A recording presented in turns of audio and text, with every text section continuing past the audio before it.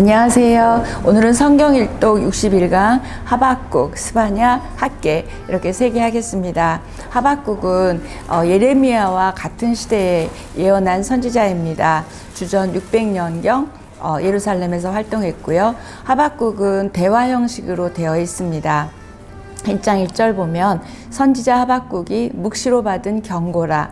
결국 하박국의 내용은 경고이지요. 그래서 엄중한 선포로 시작합니다.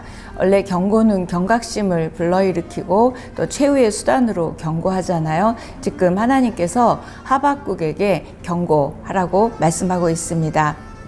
그 얘기는 결국은 사랑하기 때문에 경고하시죠. 사랑하기 때문에 그들이 회개하고 돌아오기를 기다리시는 하나님의 마음입니다. 근데 하박국은 이 하나님이 침묵에 대해서 지금 절규하고 있습니다. 도대체 악인들이 저렇게 잘 되고 있고 왜 우리들을 이렇게 오랫동안 내버려 두시냐, 이런 내용이죠. 그래서 하나님에게 질문하고 하나님은 답하는 형식으로 되어 있습니다. 하나님의 응답이 고통스러울 만큼 느리게 이루어진다고 할지라도 의심스러울지라도 하나님은 반드시 응답하신다라는 하나님의 그 신실하심, 또 신실한 기다림에 대한 메시지가 하박국입니다. 나훔, 하박국, 스바냐, 여기서는 공통적으로 하나님이 어떤 분이냐면 거룩한 용사 같은 분이세요. 그래서 악을 물리쳐주는 그런 하나님으로 묘사되어 있으니까 또 그 부분 신경 쓰고 한번 읽어보시면 좋겠습니다. 하박국 1장입니다. 우리가 응답이 안 될 때 도대체 하나님 언제까지입니까? 어느 때까지입니까? 이 말 잘하고 또 하나는 어찌하여, 이 말 잘하잖아요. 오늘 하박국 1장에서 하박국도 하나님에게 질문합니다. 왜 이 불의한, 어찌하여 이 불의한 이 세상을 내버려 두십니까? 라는 질문을 하고 있습니다. 그랬더니 하나님이 내가 심판할 것이다. 갈대아 사람을 일으켰고 그 다음에 유다 백성도 심판할 것이다 이야기합니다. 하나님의 심판은 분명히 있고 또 하나님의 심판은 곧 있고 또 하나님의 심판은 피할 수 없음을 하박국은 말씀하고 있습니다. 그랬더니 하박국은 더 화가 났어요. 13절에 악인이 자기보다 의로운 사람을 삼키고 있는데 왜 잠잠하십니까? 이렇게 화가 나죠. 왜 하필 심판의 도구가 그 못된 바벨론입니까? 이런 의미입니다. 그런 거 있죠. 우리가 보기에도 참 악한데 그 사람을 써서 우리를 심판한다는 거예요. 그래서 그게 바벨론을 들어서 우리를 심판하게 하는 게 맞습니까? 이런 질문에 대한 하박국의 하나님에 대한 반론입니다. 그랬더니 하나님께 쓰임받는 자가 반드시 의로운 자는 아니에요. 심판의 도구로 쓰였다가 하나님이 또 그들이 교만하면 그들을 심판하시죠. 그래서 악한 통로도 하나님이 쓰일 때가 있다라는 걸 지금 보게 됩니다. 2장입니다.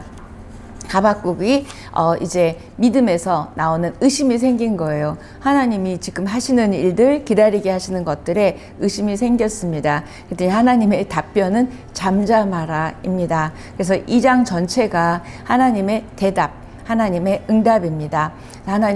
그러니까 하박국이 하나님 앞에 조용히 침묵하는 가운데 이렇게 얘기합니다. 내가 파수하는 곳에 서며 성루에 서리라. 그가 내게 무엇이라 말씀하실는지 기다리고 바라보며 나의 질문에 대하여 어떻게 대답하실는지 보리라. 2장 1절인데요. 이렇게 잠잠히 하나님이 어떻게 응답하실지 보겠다 얘기합니다. 저희도 하나님의 음성을 듣기를 원하고 하나님이 일하시는 걸 보기를 원하죠. 그렇다면 잠잠히 하나님 앞에 머물고 기다리라는 메시지입니다. 그래서 저희가 말씀 앞에 있지 않고는 하나님의 뜻을 알 수도 없고 또 하나님의 말씀을 읽고 기다릴 때만이 우리가 그걸 알 수 있죠. 저와 여러분이 이렇게 성경을 읽으며 잠잠히 하나님 앞에 있는 것이 굉장히 중요한 것 같습니다. 하나님이 하박국에게 이렇게 얘기합니다. 내가 하는 말을 받아서 적어라 이야기하시면서 3절 4절 이 묵시는 정한 때가 있나니 그 종말이 속히 이르겠고 결코 거짓되지 아니하리라. 비록 더딜지라도, 여기 밑줄 그세요. 비록 더딜지라도 기다리라. 지체되지 않고 반드시 응하리라. 내가 생각하는 타이밍은 아니지만 하나님은 반드시 지체되지 않고 응답하시겠다. 3절 이야기하시고 4절에 여러분 너무 유명한 말씀 있죠.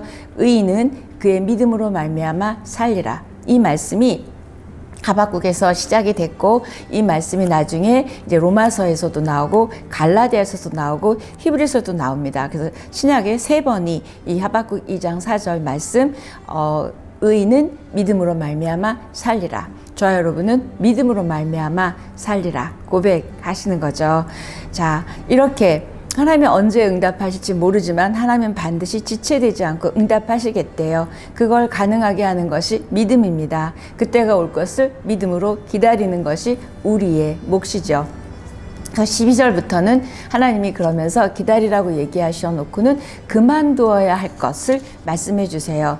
폭력과 그런 걸 그만두고 술 취함을 그만두고 우상 숭배를 그만둬라, 이렇게 얘기합니다. 그랬더니 하박국이 1장에서는 하나님을 탓했잖아요.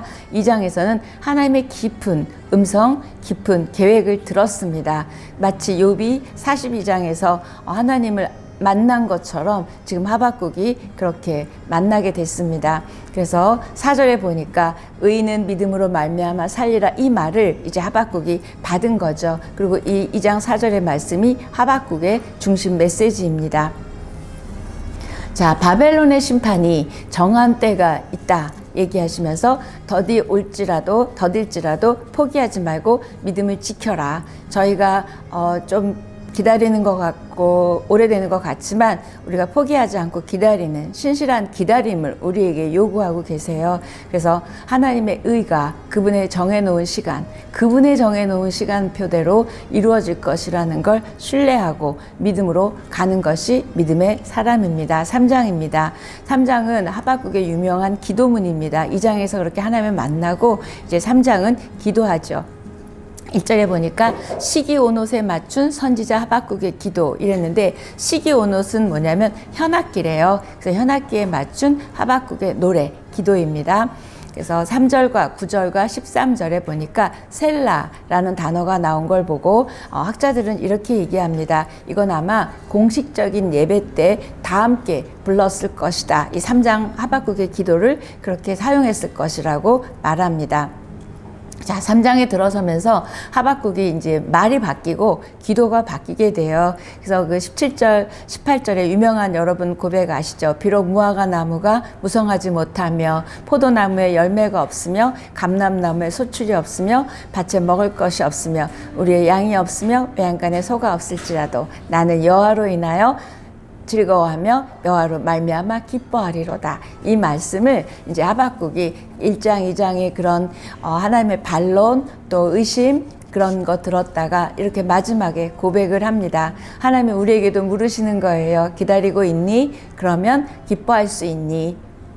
뭐가 없어도 기뻐할 수 있냐고 저와 여러분에게 질문하고 계십니다. 19절 하박국의 고백입니다. 주 여호와는 나의 힘이시라. 나의 발을 사슴과 같이 하사 나를 나의 높은 곳으로 다니게 하시리로다.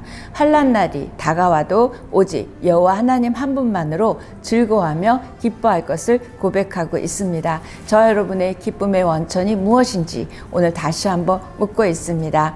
주님 안에서 우리가 날마다 기뻐하며 뭐뭐가 없을지라도 하나님 안에서 기다리고 또 믿음으로 살아가는 저와 여러분 되기를 축복합니다. 스바냐서입니다.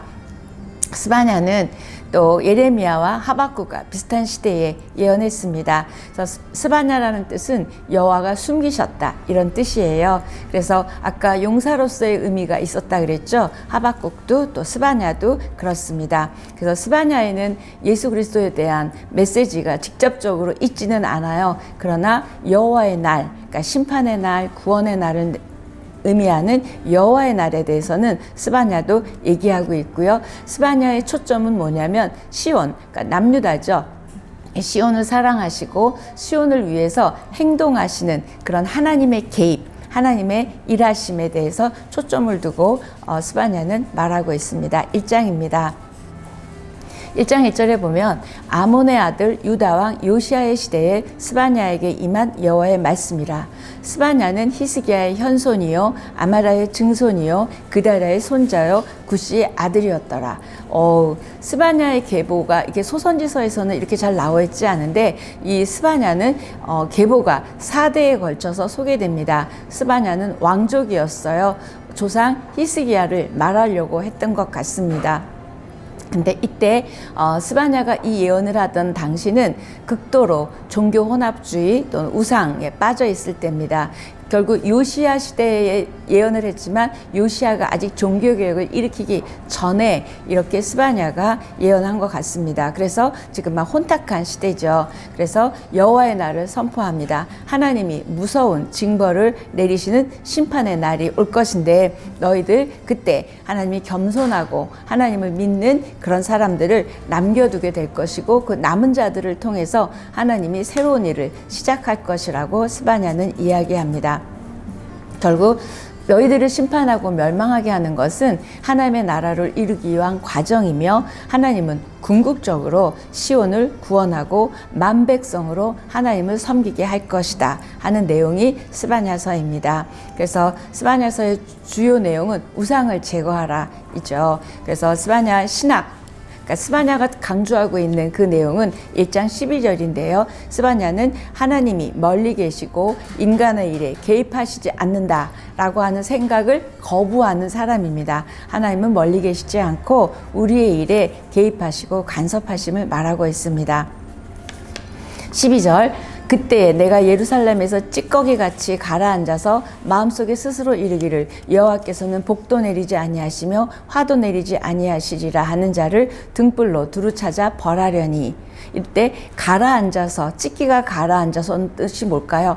굳어져서 이렇게 굳어져 있는 하나님에게 굳어져 있는 마음, 굳어져 있는 신앙을 이야기하죠. 그들에게 하나님은 복도 안 줘, 하나님은 일하시지 않아 이걸 아니다 라고 말하는 스바냐입니다. 2장입니다.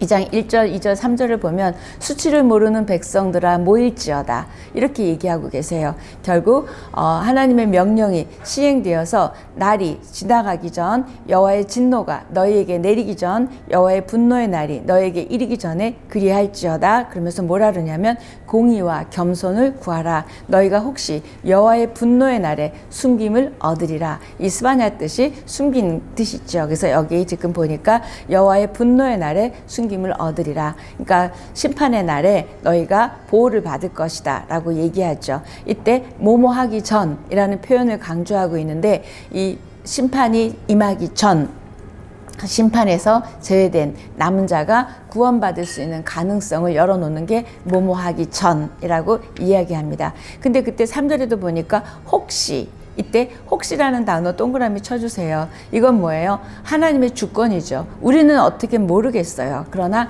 하나님의 주권 안에서 혹시 우리를 숨겨주시고 우리를 구원해 주실 것이다 라는 혹시라는 이 단어는 결국 하나님의 주권을 인정하는 스바냐의 고백입니다. 저와 여러분이 최선을 우리가 다하고 살고 있어요. 그러나 혹시 하나님이 그것 이외에 하나님이 혹시 하셔야 될 일들, 해주셔야 될 일들만 되는 일들이 있잖아요. 그래서 지금 그 표현이 혹시라고 얘기합니다. 당연히 해주시는 게 아니라 혹시 하나님이 해주시면 은혜인 거죠. 이렇게 하나님의 주권에 대해서 스바냐는 혹시라는 단어로 표현하고 있습니다. 3장입니다. 여호와께서 내 가운데 계신다라는 표현을 반복하고 있습니다. 하나님이 나를 이렇게 기뻐하시는구나. 하나님이 나랑 이렇게 가까이 계시는구나 이야기하고 있죠. 그래서 여호와의 날, 심판의 날, 구원의 날을 두 개를 표현하는 게 여호와의 날인데요. 그걸 말하면서 구원의 약속과 시온의 기쁨, 시온이 회복될 것을 이야기하죠. 그러면서 여러분 너무 잘 아시는 3장 17절 말씀. 너의 하나님 여호와가 너의 가운데 계시니 그는 구원을 베푸실 전능자이시라. 그가 너로 말미암아 기쁨을 이기지 못하시며 너를 잠잠히 사랑하시며 너로 말미암아 즐거이 부르며 기뻐하시리라 하리라. 너의 하나님 여호와가 이 찬양 아시잖아요. 이게 스바냐 17절 3장 17절 말씀입니다. 학계입니다. 학계는 스가랴랑 같은 시대에 성전 재건에 대해서 이야기했어요. 그래서 내일은 스가랴를 할 텐데 오늘 학계 잘 들으시고면 학계랑 스가랴의 차이도 제가 내일 말씀드릴게요. 학계는 포로에서 돌아온 유다 백성들이 성전을 짓다가 포기했어요. 왜요? 너무 가난해요. 또 너무 힘들어요. 그래서 성전 재건의 필요성을 강조해서 보내준 사람이 학계와 스가랴입니다. 그래서 학계의 내용은 이렇게 성전 재건에 대해서 처져 있는 이들에게 마음을 뜨겁게 하고 또 성전을 짓지 않는 이유와 또 성전을 지어야 될 이유와 성전을 짓고 나면 하나님이 어떤 축복을 주실지에 대해서 말씀하고 있습니다. 학계에서의 중심 메시지는 인생의 영순이에요. 유영순의 영순이가 아니고요. 영순위. 그러니까 하나님의 일을 가장 1순위가 아닌 0순위에 두는 일을 강조하고 있습니다. 너희가 먹고 사느라고 바빠서 지금 성전 짓는데 소홀하고 짓고 있지 않잖아. 그래서 지금 너희가 뭐가 안 되는 거야. 그렇게 지어봐. 그럼 너희가 지금 하고 있는 일들이 잘 될 거야. 라는 학계의 신학이 바로 이거예요. 그래서 이야기합니다. 1장입니다. 학계가 성전을 짓도록 촉구하는데 2절 이렇게 얘기합니다. 만군의 여호와가 이같이 말하여 이르노라. 백성이 말하기를 여호와의 전을 건축할 시기가 이르지 아니하였다 하느니라. 뭐예요? 안 짓겠다, 못 짓겠다 얘기합니다. 그랬더니 학계가 이렇게 얘기합니다. 이 성전이 황폐하였거늘. 짓다 말았으니까 얼마나 황폐하겠어요. 이래서 너희 삶도 황폐하다 라고 이어지는 게 1장입니다. 성전을 황폐한 상태로 두었어? 그러면 너희들의 삶도 그래. 먼저 할 일은 성전을 지어. 그러면 너희 삶도 잘 지어질 거야. 이게 1장입니다. 그래서 성전의 상태와 각각 개인의 삶의 상태를 연결하고 있습니다. 지금 쉬운 말로 표현하면 이런 거죠. 여러분의 영혼의 상태가 지금 내 삶의 상태다라고 이야기하고 있는 학계의 메시지입니다. 결국 너희들이 못 지어서가 아니라 안 짓고 있는 거야. 왜요? 하나님이 화려한 성전을 원하지 않았어요. 산에 가서 나무를 베어다 지어도 되는데 너희들은 지금 못하는 게 아니라 안 하는 거야 라는 메시지를 학계를 통해서 하고 있습니다. 2장입니다. 이제 성전을 지으면 영광과 그 다음에 복이 있을 것에 대해서 이야기하고 또 새 성전에 대한 쭉 이야기를 하면서 학계의 그 마지막 예언은 이 스룹바벨에 대해 집중하고 있어요. 2장 20절에서 23절 보면 스룹바벨에 대한 하나님의 약속으로 학계서가 끝나게 되는데 이 스룹바벨은 다윗의 후손이고요. 메시아의 계보에 있는 사람입니다. 그래서 이 스룹바벨을 통해서 이제 성전이 지어지는데 결국 2장 23절 보면 학계서의 이런 상황들 지금 영적으로 안 지어야 될 이유들이 너무 많죠. 먹고 살기가 어려운 거예요. 이걸 한번 저와 여러분의 삶과 연결해서 읽어보시면 내가 우선순위에서 영순위에서 두어야 될 것이 무엇이고 다음 순위로 내려가야 될 게 무엇인지 이 우선순위는 바뀌지 않았는지 한번 점검하시면서 읽으면 좋겠습니다. 그래서 모든 삶에는 사실 우선순위가 있죠. 하나님이 원하시는 것은 1순위가 아니라 0순위입니다. 그래서 저와 여러분이 하나님 우선주의, 하나님 제일주의로 살고 가기를 원하는 게 학계서입니다. 그래서 내일 스가랴서 할 때 학계랑 비교하면서 좀 더 학계 이야기가 나올 것 같습니다. 오늘 여기까지 하겠습니다.